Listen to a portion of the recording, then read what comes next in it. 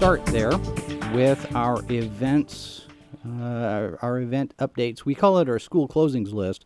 Don't have a whole lot on that list this morning, but we do have a couple of things.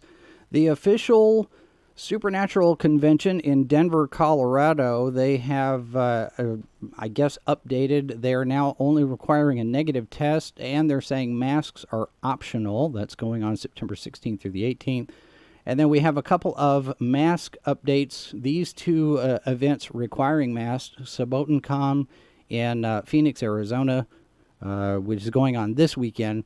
And then the Dublin Comic Arts Festival put out a reminder this morning that they are going to be requiring masks as well, and that's going on next weekend. So those two events requiring masks, regardless of vaccination status. Now, we do have a master list of events over at sci-fi4me.com, and we want to make sure that yours is on there, so you need to send us an email, events@sci-fi4me.com. Let us know about your Comic-Con, Library Con, School Con, whatever it is that you've got going that's related to the genre, whether it's science fiction, fantasy, horror, anime, video games, all that good stuff. We want to make sure that that list is as current as possible and up to date as possible. It is the largest list anywhere on the web.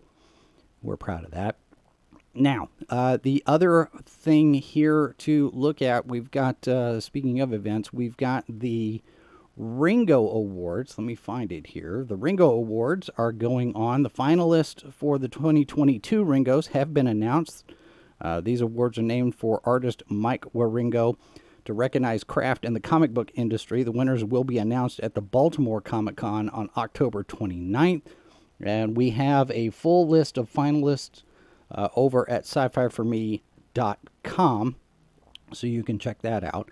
One event that's not going forward, DC Fandom. Warner Brothers Discovery taking the position that with Comic-Cons opening back up, they're excited to be able to engage with fans in person around the world.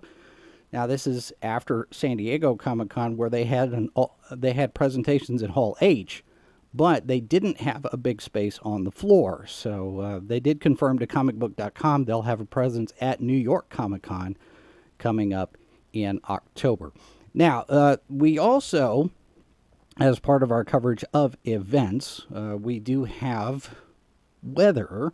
And if you're going to be in Atlanta this weekend for Dragon Con, you might want to take an umbrella with you because we've got rain coming in. Here's our surprise. We've got radar. I think we're going to pop this in every now and again, but you can see there the rain circling. There is close to a 70% chance of precipitation by 3 p.m. today. So if you're in Atlanta for Dragon Con this weekend, you might want to grab an umbrella on your way out. High in the low 80s today. So there is that. And speaking of weather and the forecast, we do have that set up here for you. If you're planning to travel next weekend to a Comic-Con, here's your weather forecast to plan ahead.